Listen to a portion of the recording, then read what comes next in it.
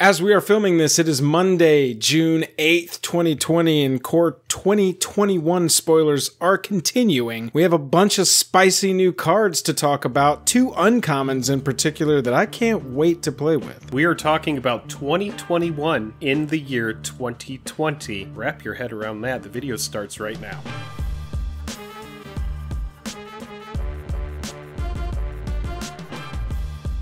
Special thanks to our Patreon supporters who power our channel. Check out our Patreon for monthly giveaways, exclusive content, and even a starring role in our fan fight series. Link in the description below. Hello and welcome to the day. Thank you for spending your time with us. I'm Jake. I'm Joel. Welcome back to another episode of Jake and Joel Are Magic. We are going to talk about our ongoing 2021 spoilers, talk about some of these new cards we got coming. But first, if you wouldn't mind, go down there, hit that like button, hit that subscribe button. It really helps us out. With just the click of a button, you can support a local YouTube channel. Let's jump into these cards. Local is relative. Oh, well, yeah, I guess it is, but it all is an internet community. Let's look at the cards. Look at this legendary dragon. Let's start here. Gadrak the Crown Scourge. 1 red, 2 other for a legendary dragon flyer. Can't attack unless you control 4 or more artifacts. And at the beginning of your end step, create a treasure token for each non-token creature that died this turn. Yeah, pretty cool card. I actually am excited about this. So 5/4 for 3 flyer. Can attack unless you control 4 or more artifacts. So in certain situations, you're going to be able to get this attacking very, very easily. Yeah, it's interesting that it reminds me a lot of Lovestruck Beast. Lovestruck Beast has seen a lot of play just because it's a 5/5 blocker. At its floor, it's a 5/5 blocker for 3 mana. And so this has that same kind of feel to me. This is a little bit more difficult to turn on than Lovestruck Beast because you only need a 1/1 on the battlefield for Lovestruck Beast to be able to attack. But this does have flying, so it gets a little bit of avoidance if you can turn it on. It's pretty cool. We've also got this legendary artifact, Chromatic Orrery. 7 for a, you may spend mana as though it were any mana of any color, tap it to add 5 colorless, and pay 5, tap it, draw a card for each color among permanents you control. EDH staple anybody? Yeah, for sure. I'm sure that there are people that are already breaking this card. I'm sure it's already busted in some way. I think that it's really good, and yeah, there's going to be a lot of ways to abuse this. Yeah, right. Up here we've got a pack leader. We've got other dogs you control get +1/+1. That's pretty cute. I can't wait to see the dogs as they continue coming out. We've got an Elvish Visionary, an Elvish Visionary and a Llanowar Elf that have been stapled to each other, and we've got a Llanowar Visionary. That's pretty cool. I don't know what it'll see play. Absolute limited beast of a card. This is just amazing. Anything that cantrips and then is going to offer mana, but also a 2/2 as well. That bare body is really, really nice. Right, yeah. Well, I mean, essentially, if you hit all your land drops, you'll get to skip your 4 mana for your 5 mana costs. And so if you get a bunch of these, it is a common. If you get a bunch of these, you're playing your 5 drops pretty damn quickly right onto the board. The next one I wanted to highlight, we've got a lot of cool stuff in this set. Rewind has returned. Fungal Rebirth, a lot of people have talked about this. Returning a permanent card. Yeah, returning a permanent card from your graveyard to your hand. If a creature died this turn, create 2 1/1s at instant speed for 1 green 2. That's pretty sick, especially in limited, and we'll see if that even sees some play. Jake, actually, I forgot. I didn't want to skip this one because I wanted to talk to you about this one. This is a strictly better version of a card that I know you love. Yeah, Unmoored Ego? Yes. Yeah, I think that this card is really nice. Every now and again we get an effect like this, like a Memoricide. So choose a card name other than a basic land card name. Search target opponent's graveyard, hand, and library for any number of cards with that name and exile them.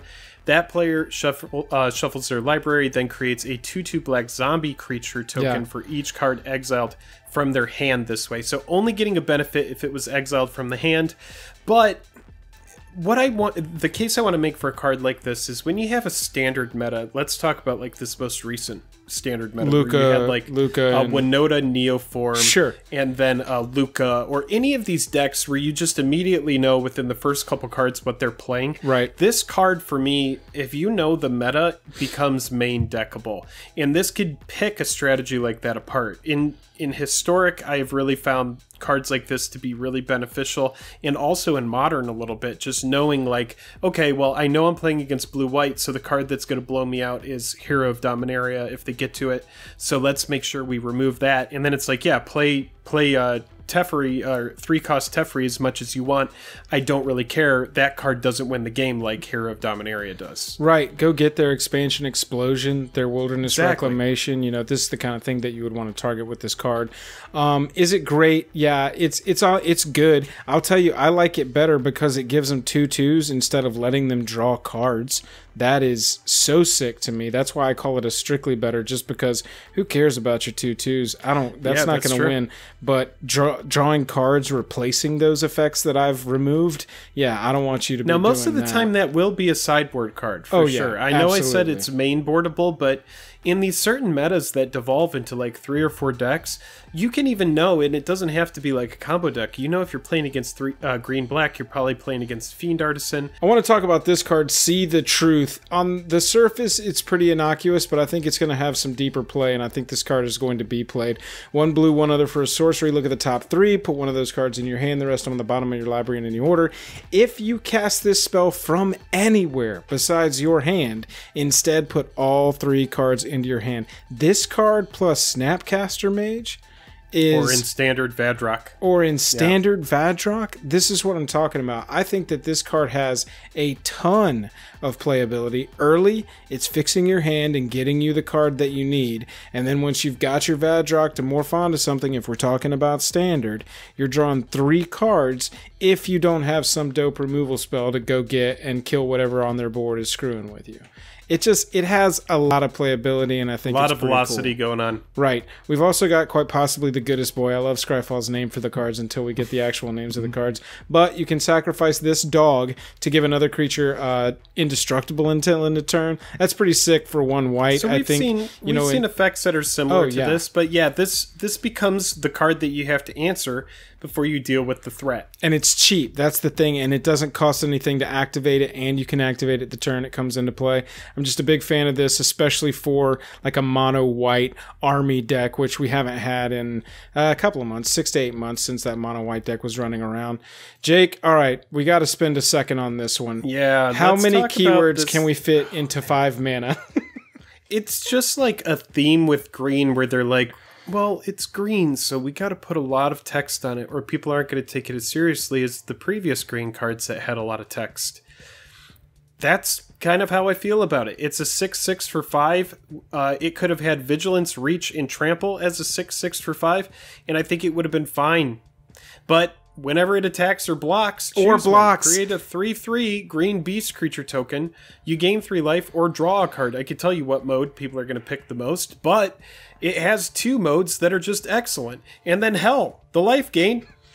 Why not if you need it? I mean, it just is so crazy how pushed cards have gotten, because Jake, this is my initial thought looking at this card. This is how pushed Magic has gotten. Here's my initial thought.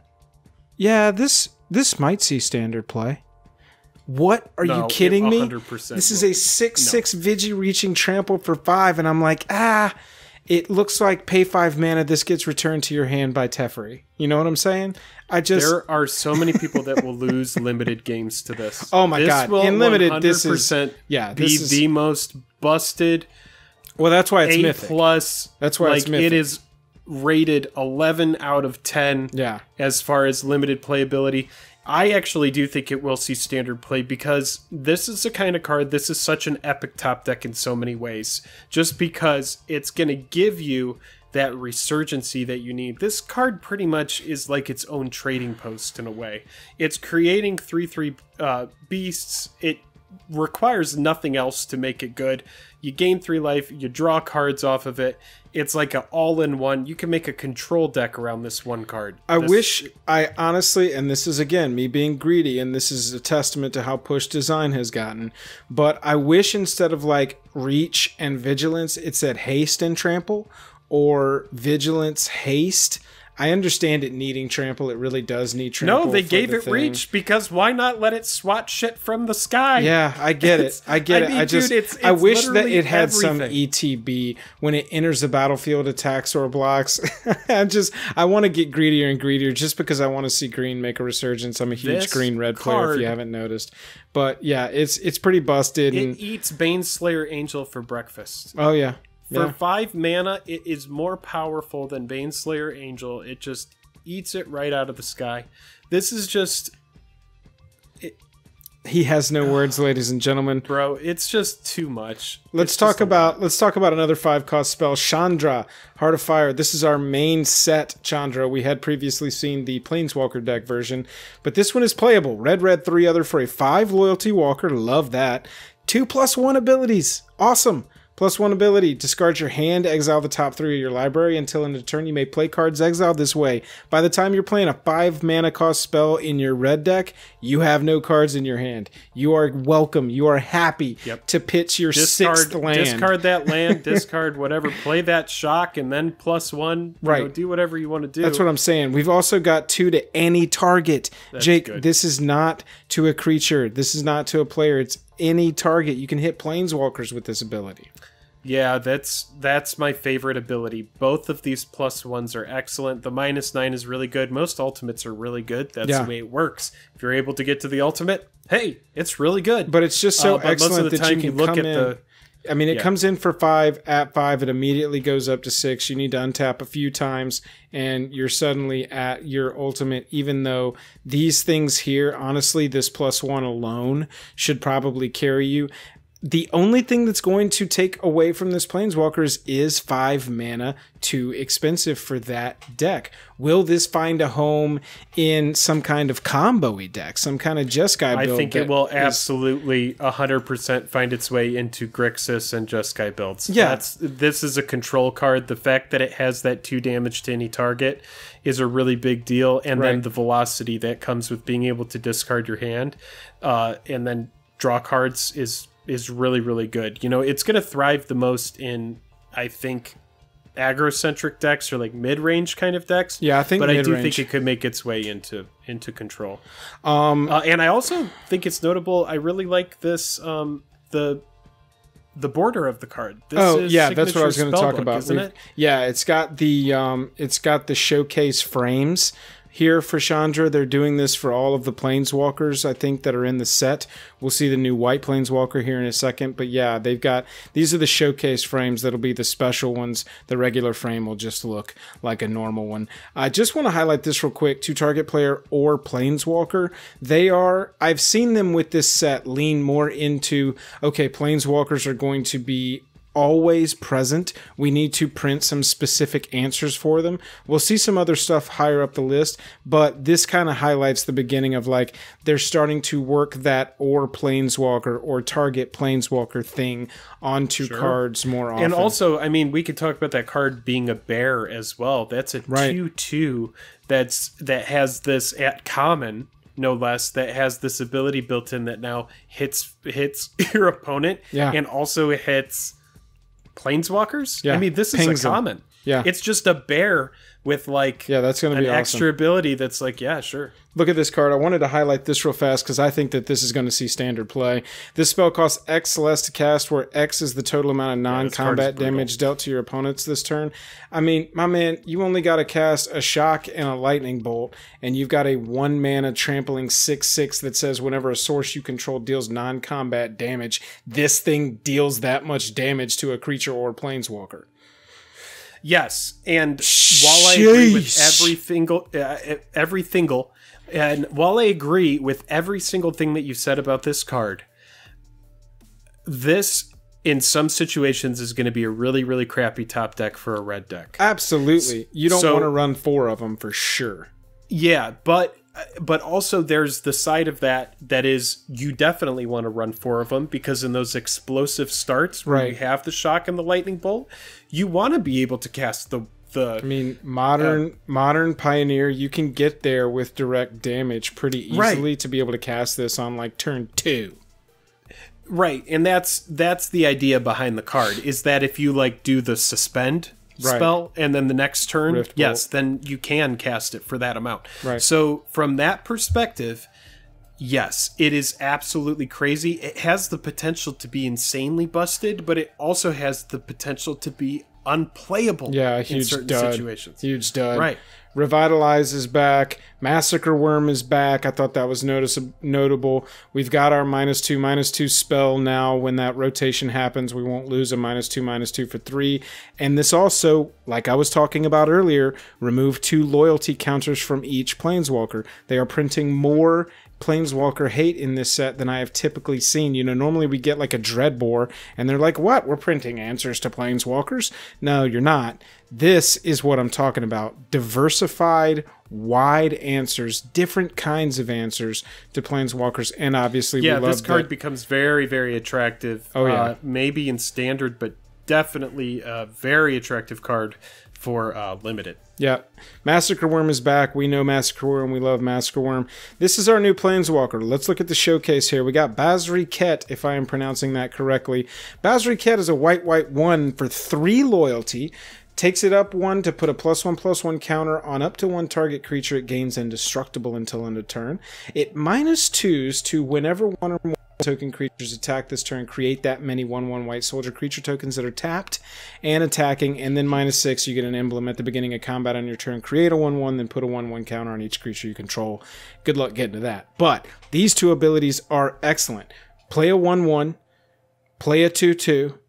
On turn 3, play your Basri, swing with both of them after -2ing. You've got 4 power on the battlefield swinging through on turn 3. Four bodies on the battlefield, swinging through on turn 3.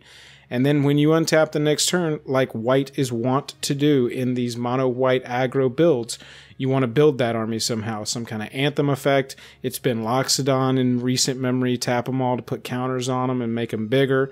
You know, Unbreakable In Pioneer, Formation. you have Gideon that's going to let you make emblems that are Right. going to buff things. Yeah. I actually think that 3-cost Planeswalkers, that's the magic number. That's like the number that's like, that is going to be played in Pioneer, in Modern, potentially in Legacy. Yep. If it's a good 3-cost Planeswalker, I mean, 2-cost Planeswalkers like Ren and 6 are like the exception that are like really good and are even cheaper. But in a Standard set and in something like Pioneer or Modern, I think Basri does have some legs. I think that this could be really good in like a Boros aggro kind of build. I'm interested to brew with it. I think it's a really interesting card. It's kind of similar in a way to Gideon, the fact that it has indestructible built into it. But yeah, really, really cool card. Basri is from Ket, by the way. I thought that was notable to mention. This is another Planeswalker now that we've got from Ket. It's got the indicators of a good white aggro card to me, with being able to create 1/1s. I mean, that's just when I see cards that are cheap CMC and will create bodies to go wide with, that normally ends up getting played in some way. Basri's Lieutenant, just to touch on this also real very fast, good. So good. Also very good. A Vigi protection from multicolor 4 costs 3/4 when it enters the battlefield. Put a +1/+1 counter on target creature you control. By the way, you can put it on itself. So we've got a 4 cost 4/5 Vigi Pro multicolor that whenever in white. It's wild. And I whenever can't believe they did this with white. Whenever it or another creature you control dies, if it had a +1/+1 counter on it, create a 2/2 to replace it. Again, this, like a go wide thing that I see on some other cards, this is another indicator of a good white card. Is it leaves something behind when the white has to face the board wipe that it inevitably has to face. Jake, this card it seems surface level. This card seems bonkers. Yeah, it seems very, very good. I do like to see that they're giving white a little bit of heat in this set, something to make it a little bit more playable. Normally, white has to get paired with something, and it doesn't really thrive well on its own. I want to do a shout out really quick to Basserive Solidarity over here, because I'm just letting you know that in Limited, this card is going to be very, very good. Putting a 1/1 counter on each creature you control for 1 white, 1 other, that's a big deal. Huge. Yeah, I also just noticed Human Knight, 2 very relevant creature types. across Yes. multiple formats, so that's huge. We see that Basri's thing is +1/+1 counters. It's counters. Yeah, that is the thing here. We've got the Acolyte Cat Cleric here that does similar things. Solemn Simulacrum, real quick shout out. Solemn Simulacrum is back with some dope art that I want in foil. This is the bling for the EDH deck in my mind. It looks like a 50s or 60s sci-fi novel Wizards cover. knows what they're doing. Oh yeah, I would. It's I want always this the card. big important EDH cards that we're going to see moving forward, it appears, that are going to push sets. Cards that have been impactful in EDH. Solemn Simulacrum, we also see Grim Tutor in this set we've already talked about. Massacre Wurm reprint with new art, full Azusa. border. Yeah. You know, these are all cards that are just absolute staples. And when you have this new chase alternate art, I mean, that's going to move packs. Absolutely, it is. We've got Lorescale Codal that was reprinted. Cultivate A is big kind whale of a big that deal. this is a limited bomb, standard playability maybe, but probably not. Cultivate, yeah, it's cool to see this in standard. Is More ramp? Do we amazing need more ramp. ramp? I'm telling you, man. We've got Cultivate, we've got Solemn Simulacrum in a format where we already have Goose and Growth Spiral. I mean, what are you doing to me, Wizards? We're going to be on 10 mana by turn 4. It just seems like the way we're going here. We've got 2 uncommons that we want to wrap this video up with on our second video of C21, M21, excuse me, spoilers. Okay, so we're calling this one Angelic Ascension. 1 white, 1 other, instant. Exile target creature or planeswalker. Its controller creates a 4/4 white angel creature token with flying. For 2 mana at instant speed. And it's not color restrictive, it's just 1 white. Yeah. Exile target creature or planeswalker. I don't care about the rest of the text. This in EDH, in CEDH, is going to be an all-star. Get this in foil. It's going to be played in EDH decks. I mean, the worldwide. 4/4 Angel in standard, in 60 card format, is probably going to be a little too much upside for your opponent to make this card really, truly We'll see. exceptional. I just think, you know, part of me is like, you know, put it in a situation where you have something like Parallel Lives or Doubling Season or anything that's going to give you extra tokens, and then exile your own jank planeswalker. You know, use Your own the 1/1. new Elspeth until you get it down to like 1 loyalty, and then exile it to make 2 angels. You know, I think that there's some interesting versatility on the card, but I do agree with you from an EDH perspective. Yes, it is very it's not a big deal when an opponent gets a 4/4 flyer in EDH. No, especially if you can knock out their critical planeswalker, which is rare in EDH, but their critical creature, get that thing off the battlefield. I mean, this interrupts multiple combos, checking for like no cards in your library, true. checking That's true. for, I mean, this is an interrupt at 2 mana, instant speed that straight up exiles. I just think that this is going to be so played. This is going to become an EDH staple as we move forward.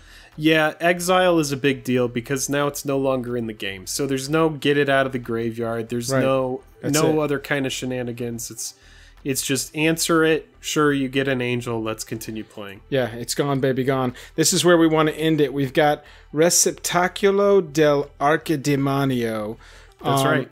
Yeah, 1 mana for a human cleric, 1/1 with lifelink. Look at this. When Archdemon's Vessel enters the battlefield, if it entered from your graveyard or was cast from your graveyard, exile it. If you do, create a 5/5 black demon creature token with flying. Jake, they printed this into a format where they thought Lurrus was still going to be played with no downside. Or they knew all along that they were going to ban Lurrus, and they were like, let's push this product. Right? No, yeah, this card is really, really nuts. And one card that comes to mind. Oh yeah, here. What is the standard card? Yes, Call of the Death Dweller. Yep, already have it open. For a player like me, I really value spells like Thrill of Possibility. Anything that's going to let me pitch something to draw cards and get through my deck, that kind of velocity, I really value that. So on turn 1, you could play something like a Knight of the Ebon Legion, just like a really good turn 1 threat. Turn 2, play a land, swing with your Knight of the Ebon Legion, EOT, Thrill of Possibility away. This demon guy, this Archdemon's Vessel, pitch him to the yard. Next turn, you could cast Call of the Death Dweller, return it to the battlefield. You're creating a 5/5 demon, and that's not saying that you haven't put 2 on into the graveyard, right? Because there's like some real big shenanigans that can happen here. I think that this card is going to be easily abused if at first glance, in just a couple moments, we looked at it and put together this right. I mean, especially combo. in Historic, you've got multiple creatures that enter the battlefield on 1 mana, on 2 mana, and immediately start dumping your library into your graveyard. That is where you want to go with a card like this. You want it in your graveyard at all costs so that at earliest convenience, we can Call of the Death Dweller, return 1 or 2 of them, get some 5/5 flying power in the air on turn 3, on turn 4. That's pretty tough to deal with. That's pretty badass. And the thing is like, I get that Companions got nerfed, but that doesn't mean that you can't run Lurrus in your deck. It's still a very good card for the amount of mana that it costs. Yep. And then the upside that comes with it, being able to cast these guys from your graveyard and then get 5/5 flying demons, that's a lot of upside. And you don't even have to satisfy the companion restrictions that come with Lurrus. Core 21 spoilers are continuing all through this week and probably next. We are going to be with you every step of the way. Make sure you hit that subscribe button and that notification bell down there so you know when we've posted a new video talking about these spoilers. If you want to support us further, we have a Patreon, monthly giveaways, behind-the-scenes videos, early access to videos that are uploaded on the channel. Make sure you go check it out and see if you want to join the team over there at the Jake and Joel Our Magic Patreon. And if you want to hang out with us, we stream on Twitch and on YouTube. Hit that notification bell down there so you know when we go live, or go find us over on Twitch. Jake, I'm tapped out. You said a lot of the things. The only thing I want to add is, if there's ever anything that you want us to cover in these videos that we don't cover, leave it in the comments. We want to hear your feedback. So if there's something that we're missing, or if there's something that you think we can improve upon, let us know. And until next time, we're tapped out.